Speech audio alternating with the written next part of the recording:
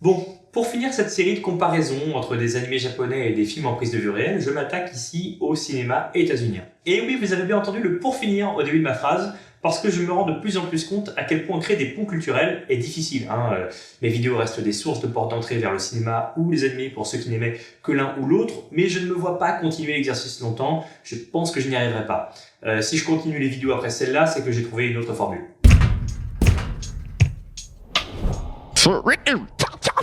Samurai Champloo. Et oui, pour ceux qui ne le sauraient pas, Samurai Champloo n'est pas le premier à avoir mélangé les univers hip-hop et samouraï. Il y a eu Ghost Dog avant. Dans Ghost Dog, le mélange est justifié, puisque le héros est un tueur à gages américain, fan du livre Rashomon, et vivant sous des principes samouraïs qu'il lit dans le livre Hagakure. On a donc principalement une incursion du code du combattant japonais dans le monde du New Jersey. A l'inverse, dans Samurai Champloo, le hip-hop n'est pas du tout justifié. Il arrive comme bande-son et surligne la désobéissance et la liberté d'un samouraï pas comme les autres. Dans un cas, donc, on s'approprie une morale du passé, et dans un autre, on crée un anachronisme qui modernise l'esthétique d'une série. En définitive, dans les deux cas, le mélange est le même, mais le principe est opposé. Et pourtant, malgré ce que je viens de dire, force est de constater que les deux partagent une même vibe, basée sur des tensions entre des personnages plutôt mythiques, et une sorte de tristesse un peu englobante aussi, je trouve. Bref, si vous aimez l'un, peut-être que vous aimerez l'autre. We are the three amigos. We are the three. Alors, je vais commencer par pointer du doigt l'évidence. L'un se passe au Japon dans les années 2000, quand l'autre se déroule à Mexico en 1916. Mais si j'en parle, c'est bien qu'il y a un lien entre ces deux-là, et je ne vais pas faire monter le suspense, le lien c'est l'humour absurde.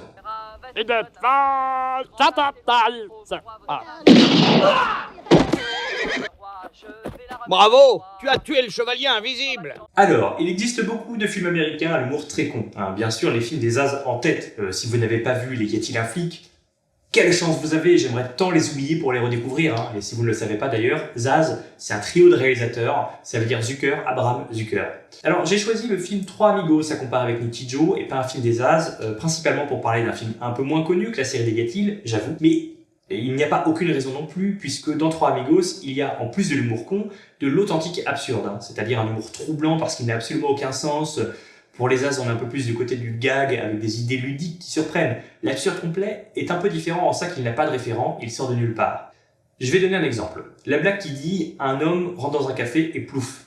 C'est un gag, un jeu de mots. Il y a une chute surprenante qui nous fait reconsidérer la logique de l'univers, mais il y a une logique interne à la blague. D'un autre côté, dans le film Monty Python Flying Circus par exemple, quand quelqu'un rentre dans une boucherie pour acheter une voiture, il n'y a pas de lien logique entre ces deux actions, et c'est justement ça qui produit l'effet comique.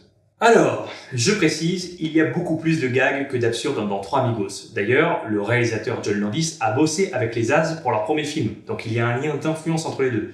Mais il y a aussi de l'absurde complet, et c'est pour ça que je le compare avec Nichijou, que je considère comme le roi japonais de l'humour absurde. Et si vous n'avez jamais vu Nichijou, jetez-vous dessus. C'est de la très belle animation, les personnages sont attachants, mais surtout chaque reaction shot va chercher un peu plus d'or dans la rivière du n'importe quoi.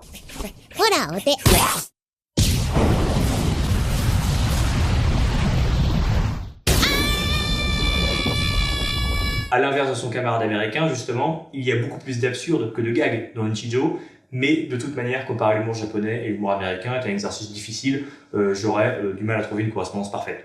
Récapitulons parce que je me suis un peu perdu. Ce que je veux vous faire comprendre ici, c'est que si vous pensez ne pas du tout aimer les comédies américaines, mais que vous aimez Nichijou, alors jetez un coup d'œil à Trois Amigos. Effectivement, les références culturelles ne seront pas du tout les mêmes, puisque dans Trois Amigos, on se moque gentiment du mythe américain en parodiant des westerns des années 10, donc typiquement états-unien comme film, mais les trois amigos, les trois personnages principaux, sont complètement à côté de leur pompe et vont dérouler des situations délirantes pour tout le monde sauf pour eux. Come with me where moonbeams paint the sky. Donc si les références culturelles sont très différentes, c'est la même recette comique, c'est-à-dire une situation absurde, puis reaction shot associé. Si vous aimez ce genre d'humour, Trois Amigos, c'est l'un des meilleurs, tout simplement.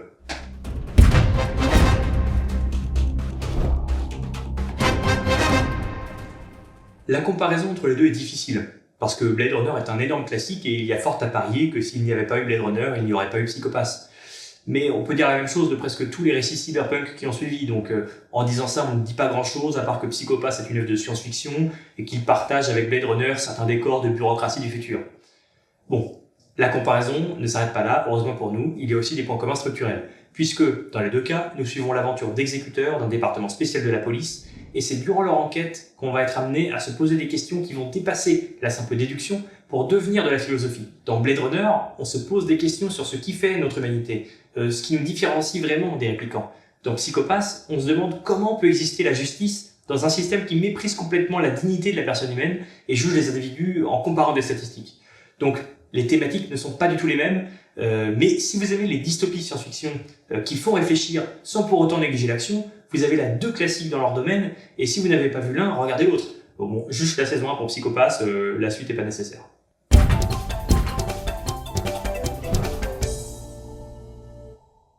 Ranma 1,5, c'est l'histoire d'un adolescent, fort en arts martiaux, qui change de sexe et de corps lorsqu'il est touché par de l'eau froide. C'est le principe de base du manga, puis de l'anime, et si vous ne connaissiez pas avant que je fasse ce petit résumé, peut-être pensez-vous que le manga parle de genre et de transition de genre, ou qu'au moins il a un propos sur les stéréotypes de genre. Et si c'est le cas, vous allez être déçus, parce que l'autrice n'a aucun regard sur ces sujets. Bon, ce n'est pas surprenant ceci dit, parce que le manga a commencé à être publié en 1987 au Japon, et l'idée de transitionner paraissait si absurde à l'époque qu'elle sert juste de ressort comique. D'ailleurs, je ne reprocherai pas à la mangaka de ne pas avoir abordé le sujet de la transition, même si c'est un peu étonnant pour le regard moderne, et je n'ai pas envie de faire ici un réquisitoire contre Ranma, parce que le manga a plein d'autres qualités. Par exemple, il évoque, je trouve avec beaucoup de douceur, l'acceptation de soi chez l'adolescent, la recherche de l'identité, notamment avec le superbe renoncement d'Akane à son amour d'enfance au début du manga. Bref, c'est très bien écrit, et je trouve le manga comme l'anime assez drôle. Qui plus est, comme le manga et l'anime sont bienveillants, il y a des témoignages de personnes LGBT qui assurent avoir vraiment apprécié l'anime lors de sa sortie. Donc, qui suis-je pour juger cet aspect finalement ? Par contre, j'ai plus de mal à lui excuser son absence presque totale de regard critique sur les stéréotypes de genre. Les femmes sont fétichisées, hystérisées. En fait, l'autrice joue avec les clichés du genre sans pour autant montrer que ce sont des clichés, que ce sont des performances, que ce ne soit pas son sujet.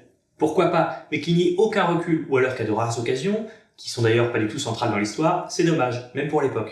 D'ailleurs, il y a depuis récemment une nouvelle animation du manga, très fidèle à l'original, mais qui lisse un peu les changements de personnalité qu'il y avait entre les versions féminines et masculines de Ranma, ce qui le rend donc un peu moins essentialiste. La nouvelle adaptation rajoute aussi quelques remarques pour montrer qu'il y a une sorte de défiance des normes de genre chez les personnages, même si ça reste très subtil. Bref, vous vous dites sûrement, tout ça pour dire que Ranma 1,5 c'est super avec sa mal vieilli, et mais pas vraiment, parce que, attention, transition du tonnerre, saviez-vous qu'en juin 2000, l'American Film Institute dévoile sa liste des 100 meilleures comédies américaines et que les 2 premières de cette liste parlent de travestissement. Donc si vous aimez les comédies qui jouent avec des genres comme Ranma 1,5, ce sont 2 conseils évidents et en plus de super films. Wild, lost control, running wild, mighty bold, feeling gay, reckless too, carefree mind all the time, never blue. Le deuxième de la liste, c'est Tootsie, sorti en 1982. Et dans Tootsie, on suit les déboires d'un acteur talentueux mais insupportable. Personne ne veut travailler avec lui. À un moment du film, il va donc postuler à un rôle féminin en se travestissant et il va l'obtenir. Encore une fois donc, et c'est normal pour l'époque, aucun propos sur la transition de genre. Mais par contre, le film multiplie les situations où des hommes traitent des femmes de façon problématique et le but du scénario, c'est que le héros comprenne comment se comporter avec les femmes. Il est donc lui-même souvent mis dans des situations socialement oppressantes et à chaque fois il s'en outre. Il se défend normalement comme l'aurait fait un homme de l'époque. Mais par la même occasion, il comprend peu à peu ce que vivent les femmes au quotidien et surtout en quoi son comportement à lui était problématique. Tout ça sans que ce soit un film à thèse et avec des super moments de comédie que je ne vais pas spoiler ici. Shame on you, you macho shithead. Ensuite, le premier de la liste, c'est Certains l'aiment chaud, sorti en 1959. Dans ce film, c'est 2 musiciens qui se travestissent pour échapper à la mafia. Là encore, on critique la masculinité en montrant ce que subissent les femmes, mais on s'amuse surtout du jeu des apparences, de la performance de genre. Par exemple, lorsque 2 compères croisent Marilyn Monroe, ils sont impressionnés par sa performance de genre et voilà leur dialogue. Look at that! Look how she moves. That's just like Jello on springs. Must have some sort of built-in motor or something. I tell you, it's a whole different sex. What are you afraid of? Nobody's asking you to have a baby. Et là, sans le dire, il évoque avant l'heure la différence entre le genre et le sexe, tout en pointant du doigt une certaine insensibilité aux défis réels et aux attentes sociales auxquelles les femmes sont confrontées. En bref, le film n'a pas trop vieilli et reste furieusement drôle. C'est l'un des grands classiques du cinéma américain à voir une fois dans sa vie. Voilà, c'est probablement la fin de cette trilogie vidéo. Je sais ce que vous vous dites, il y a effectivement énormément de liens entre des œuvres que je n'ai pas explorées. Rien que sur le cinéma américain, par exemple, j'aurais pu parler de liens entre Baby Driver et Initial D, entre GTO et Rock Academy. entre 20th Century Boys et La Taupe, entre Avatar et Princesse Mononoke, entre Pacific Rim et Gundam, entre Harry Potter et Mashle, etc., etc., etc. À ça, je rappellerai que j'ai avant tout cherché à conseiller des œuvres qui avaient un feeling similaire, hein, pas tant que ça des liens thématiques. J'ai aussi évité les films qui reprennent l'esthétique de manga, hein, comme Speed et la sœur des Wachowski, parce que j'essaye, avec cette vidéo, de créer des liens entre deux types de dispositifs spectatoriels différents et deux cultures différentes. Donc, pour vous amener de l'un à l'autre, hein, donc si c'est trop similaire, ça ne m'intéresse pas vraiment.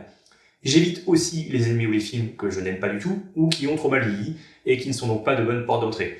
Donc tout ça, ça élimine énormément d'œuvres, et j'ai trouvé souvent difficile et absurde de créer des liens entre ceux qui restaient. Je vais donc essayer de trouver un autre angle d'approche pour mes prochaines vidéos. En attendant, j'espère que je vous aurai tout de même donné envie de voir certaines des œuvres présentées ici, et je vous souhaite un bon visionnage.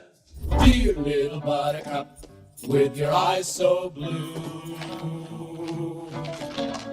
Oh, little buttercup, you're a dream come true.